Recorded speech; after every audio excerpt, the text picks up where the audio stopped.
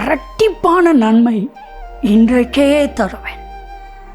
அன்பு தெய்வ பிள்ளைகளே, 2 மடங்கு ஆசீர்வாதம், 2 மடங்கு நன்மையை கர்த்தர் நமக்கு கொடுக்கிற தெய்வம். சகரியா 9:12 நீங்கள் வாசித்து பாருங்க. இரட்டிப்பான நன்மையை தருவேன், இன்றைக்கே தருவேன். இது வரைக்கும் எவ்வளவுக்கு எவ்வளவு கஷ்டத்தை நீங்கள் அனுபவிச்சிங்களோ அதற்கு சரியாக 2 மடங்கு நன்மையை, 2 மடங்கு ஆசீர்வாதத்தை நீங்கள் காண்பீங்க, நீங்கள் பெறுவீங்க.